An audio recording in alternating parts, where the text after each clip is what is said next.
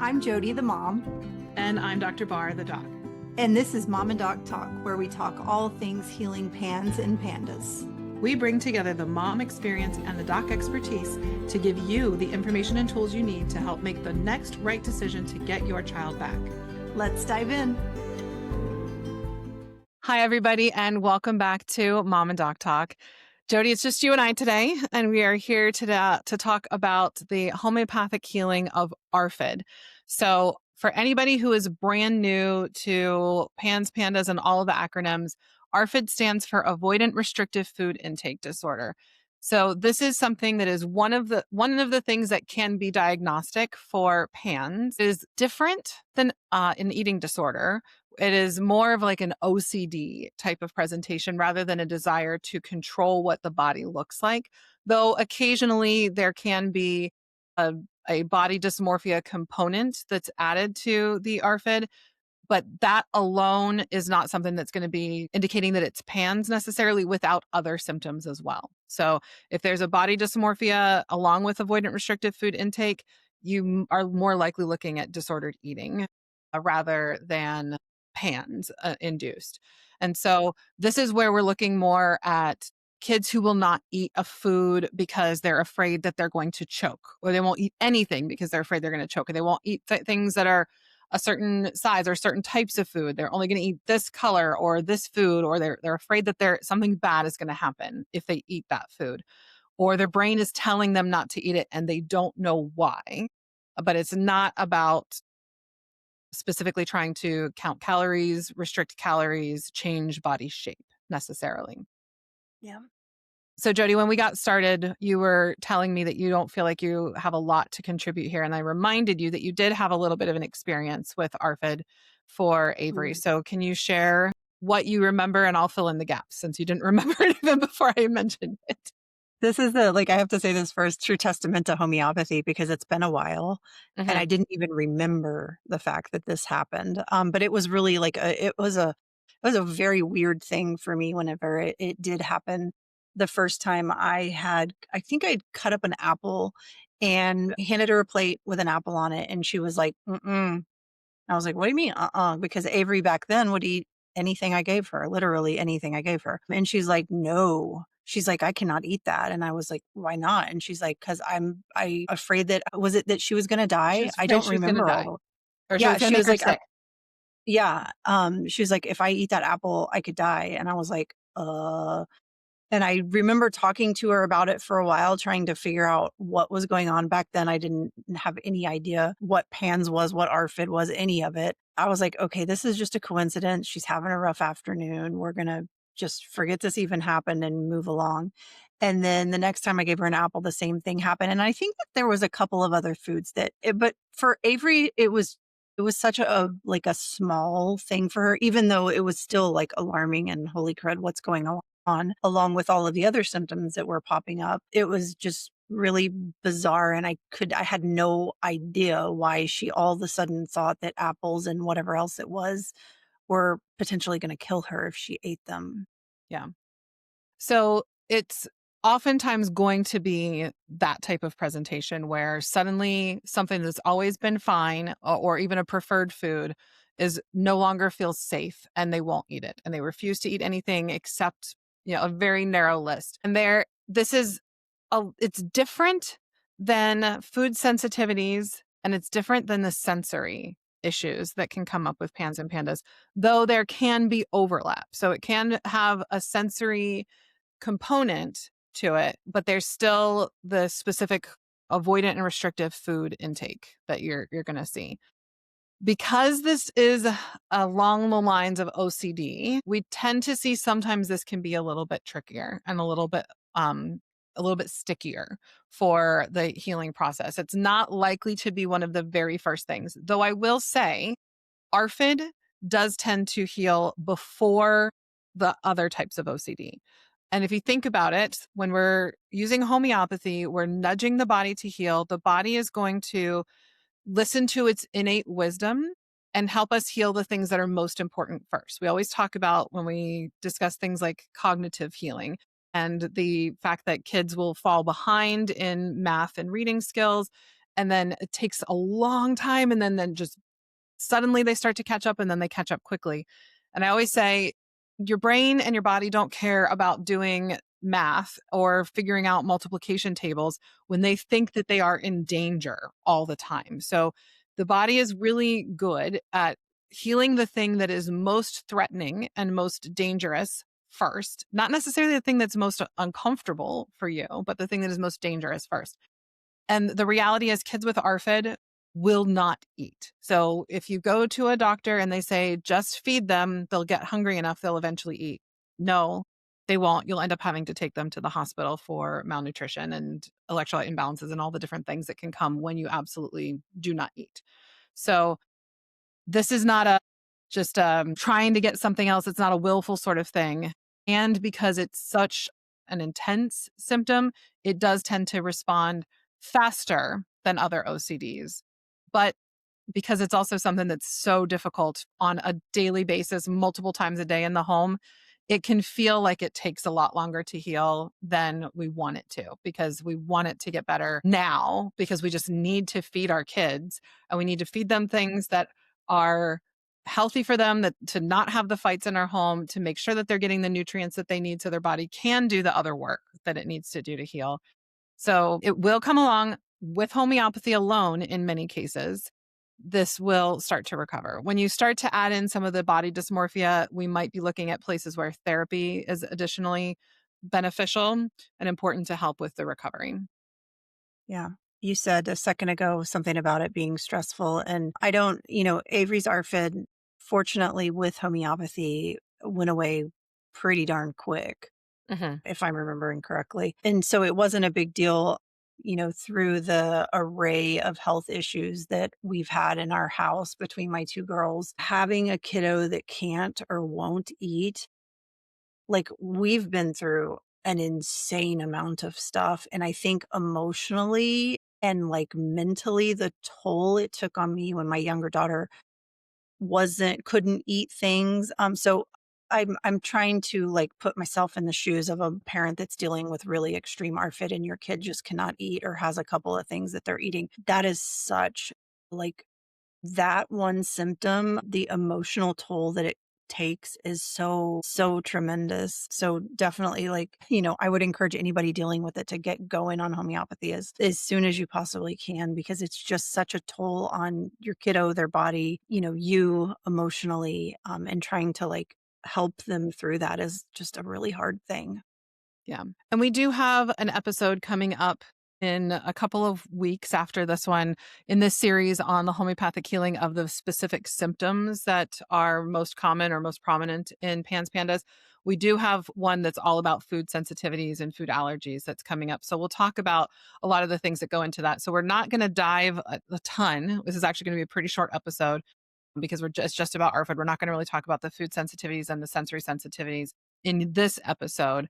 But I just want to touch on it that there are some aspects that will overlap. So make sure you check out those episodes when they do go live. The sensory sensitivity component for food, that does tend to start to settle down a little sooner. So you can start to get a little broadening of food and reactivity to new things, or to having to have a specific brand, that level of restrictive eating, that can start to ease up, and we can start to see a broader acceptance of foods. It often isn't going to go just like boom, really, really fast. It's going to be the process for most people. For some people it is, but for most people it's going to be a process where we see a gradual expanding of what they're willing to eat. So a gradual expanding being, I don't have to have chicken nuggets from McDonald's. I can get chicken nuggets from any other place, or I can even have chicken nuggets at home. So you might still be eating a lot of chicken nuggets, but you might be able to get it at a specific place, right? You might be able to then eat in a specific place, because there's a lot of overlap with ARFID and other aspects of OCD with needing to have a controlled space where you're eating, or what people are allowed to do around you, or all the things that can be really precise or particular about how things are eaten. That will generally start to ease up, but it's not necessarily going to completely go away. It's like it tends to be more incremental and not just a boom, all of a sudden my kid's eating everything. Mm. And then you'll slowly start to see more things being added in. When you have food reactivity to things, that is another component that, like I said, we'll talk about in a couple of episodes where we can talk about how we go about reintroducing foods and that kind of thing and the importance of that. It's important, though, to recognize that some kids can be very, very sensitive when they have the susceptibility to ARFID to hearing things that you're saying too. And this is one place where if you're in the process of dealing with ARFID and you haven't seen any healing yet, this is a really good place to do the best you can to not start labeling foods as problematic because it can potentially contribute to some of that. Oftentimes the ARFID will start out of nowhere. I don't know why you're suddenly like why Avery was suddenly afraid of apples, Mhm. but and apples is the one that sticks out to me the most for some reason because it was just a surprising thing at her age to be afraid of. So, I'm not a fan of restrictive diets, and I'm not a fan of restrictive diets for many, many, many reasons. Even before I really started to specialize in pans and pandas and really understand pans and pandas to the degree that I understand it now, I was never a fan of kids with any sort of mental health symptoms or diagnosis that they were dealing with or anything that was like othering to have food be something that they couldn't engage with because food is so prominent at so many celebratory things. And while I understand I don't want every kid eating McDonald's chicken nuggets every day for every meal. Of course, if that's all your kid will eat, that's what I want them eating, right? Until you can Yeah. get them eating stuff. Without ARFID present and without any, I just don't want kids having a super restrictive diet because we tend to see that if they're already feeling othered, they feel even more othered at special things like birthday parties or family gatherings if they have to bring their special food or they're eating a different thing than everybody else is eating. And so it becomes a bigger deal when you're dealing with a kid with PANS because if their body and their brain already think that everything is a threat, and then the person that they trust the most is telling them this thing is bad for you or this thing is going to make the thoughts worse, it can become its own self-fulfilling OCD in a lot of Mhm. ways because it becomes a scary thing because they're told by somebody that they trust that it's scary. For some people, there is benefit in avoiding foods for a certain period of time or really limiting those amount of foods. But I'm just very, very cautious. And I feel like it's an important thing to add in here just because so many people, we want to blame food for everything. And probably because it's a thing we can control to a degree, is we can control food. So if we can blame food, then it gives us control over something that we feel powerless while we're dealing with. And we can inadvertently create a new problem for these kiddos and for our families. And having really restrictive diets can cause a lot of stress for a lot of people. And we also almost always see a pendulum swing that any kids, if they've had a restrictive diet for a long time and they work through it and they're healing, and then we see the opposite side, and then they're going to eat nothing but the things that they've been denied for a long period of time. And we can have all sorts of complications with that too. Yeah. I think this is one of the things like that I really appreciate about homeopathy, specifically for ARFID, is that not really in a ARFID realm. Again, with my younger daughter, it was different. It wasn't ARFID, but I had fear of going to providers, a new provider, because I was afraid that they were either going to be like, "Oh, okay, we got to put you on this diet," or this, the I think 3 safe foods that my daughter had at the time, or let's say the 3 foods that your kid will eat if they're dealing with ARFID. I love that resilience isn't going to come in and say, no, that's wrong. Let's do it a different way. And that to me, like that was one of my fears is like, oh Mhm. gosh, what are they going to try to force me to do with dietary stuff? And so not having to make any changes is, I think that's a positive Yeah. for I sure. mean, that's the whole reason you and I came together in the first place to do the Mom and Doc Talk that started just us in a Facebook group and now is on a whole podcast and everything, is because I would go to these conferences for kids with special needs, and the recommendations were so diet heavy and supplement heavy. And I was just flabbergasted at how you can take somebody who's dealing with so much in their home and say, and do this. And also, how are we going to be able to function in life if we have to have such a restrictive diet that's just not always going to be available to us. Yeah. You know, I remember this is a bit of an aside, but it's just something to think about for people who are in the more restrictive dietary space because it's enticing, as I said, because it gives us something we can control. It gives us something that we feel like we have power over that we can do. And then it could be taken away, right? I remember when I was on a very strict gluten and dairy-free diet for about 5 years before and after my pregnancy. And I was very, very strict specifically for my daughter because of some of the studies that I'd read and making, villainizing gluten and dairy and all the things. So it was very, very, very, very strict.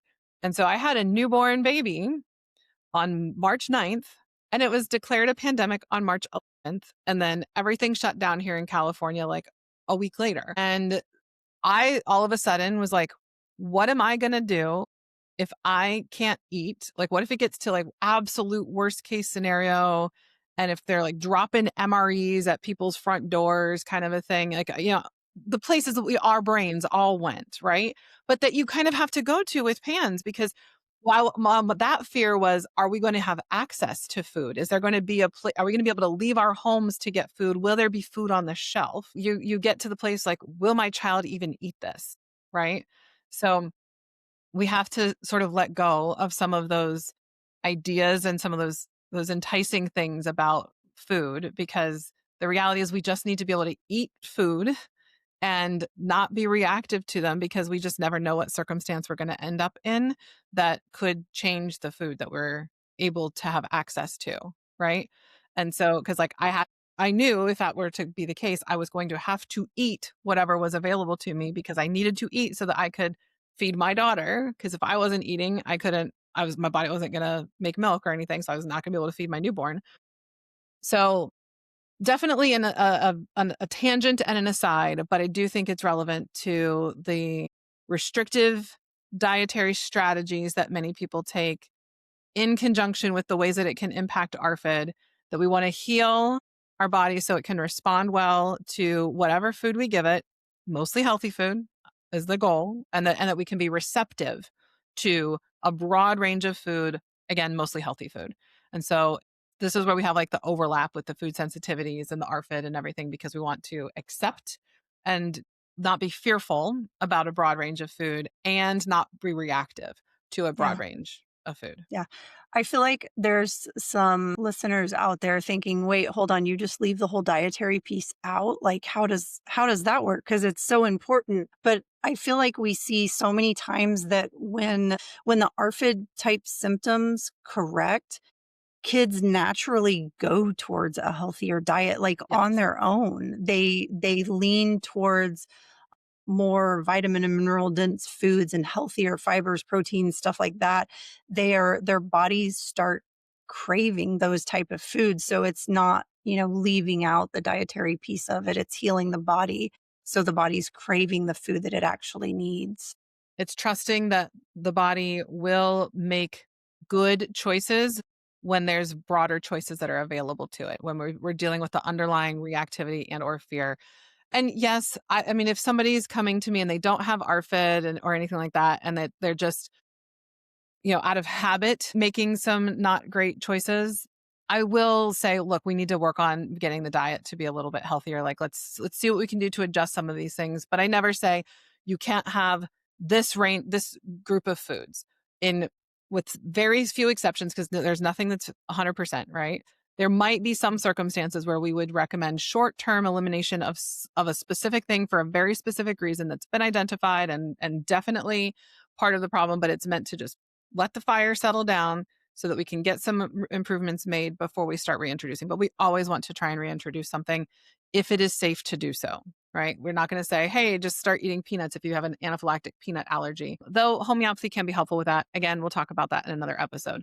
So food and diet is important. It's one of the foundations for health that is absolutely vital that we are eating healthy foods, and healthy foods can include fun foods sometimes. And people don't always believe this, but if foods are not restricted, you will see people like actually making some choices that are better for them. And it's not because they're saying, I have to do this because of this rule or because of this diet that I'm on or anything like that. I mean, my healthy 5-year-old, there was a time I was shocked because we were out and about and traveling to visit family.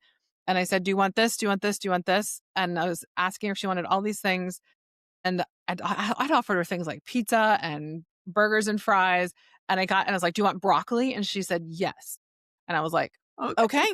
All right. Well, then we're going to go find a place where you can get some chicken and broccoli. And that's what we're going to do. And so it really can happen if you're addressing that like underlying susceptibility and helping nudge people closer to health and vitality. There's going to be a more broad acceptance of food and a desire for healthier foods that it just really does. People, it seems like magic, but it really does tend to work itself out because a healthy body seeks things that are healthy for it. Yeah, for sure. All right. So if you're dealing with ARFID, hang in there, do the best that you can. Understand that you are correct. Your child will not eat. And so you need to just feed them what they're willing to eat. And as they are getting better and as they are healing with homeopathy, little by little, it will start to expand.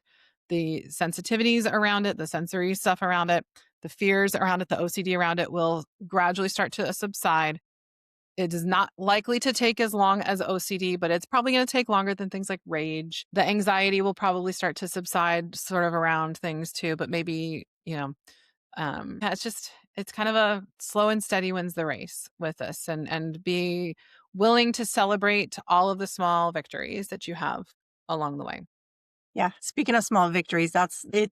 It's kiddos being willing to try new foods. And of course, the nonverbal autism situations. Those are my two. We do a lot of, if you're listening and you're not part of our Facebook group, it's Homeopathy for Pans and Pandas. It's a private Facebook group for parents. And we do a lot of celebrating in the group and a lot of talking about the positive things that are coming from the healing journey. And one of my favorite shares is kiddos being willing to try new foods, being able to try new foods. I get a lot of joy and fulfillment from reading those comments and posts about that type of stuff. It's neat to see a kid start, and maybe it's because I know how stressed out their parents are, and I'm like, oh, like thank goodness they're like eating, like they're trying new foods. That's a really big deal, and I just feel it. Yeah. When we get to the episode on food sensitivities and everything, I know that you're going to have a lot more to share. So if you happen to have stumbled on us with this episode, just know, listen to the one on food sensitivities that's coming up because Jody's got a whole lot of experience. So anything with food, I can understand why that would be something you would connect with pretty quickly because it's a big deal. And when it's a big deal, it's a very big deal. All right. Any other final thoughts on homeopathy, healing, and ARFID? So I think we covered it all. Okay, fantastic. And if we missed anything, feel free to join us in our Facebook group that Jody just mentioned and ask us questions, contribute your experience and your thoughts and feedback as well so that we can all grow and learn together and support each other as we are helping these kiddos and these families recover from PANS and PANDAS so they can go and do all the amazing things that are headed to them in the future. All right. Take care, guys. Bye, guys. We hope you found this episode helpful, hopeful, and inspiring. We would love to connect with you on social media and have you as part of our amazing community. You can find us on Facebook by searching for Homeopathy for Pans and Pandas. If Facebook isn't your thing, you can also connect with us on Instagram and YouTube by searching for Resilience Naturopathic or clicking the links in our show notes. You can also visit our website, resiliencenaturopathic.com. As always, we value your partnership in advocacy and education. Your support through following, sharing, rating, and reviewing our podcast is crucial in our mission to teach the world about PANS, PANDAS, and homeopathy. So if you found this podcast helpful, please leave us a review. Together, we are making a difference. And finally, this podcast really is for you. Your questions and feedback help us make sure we are answering the right questions so you can feel confident making the next right step for your kids. Send us your questions or request guests by emailing us at podcast@resiliencenaturopathic.com, also linked in the show notes.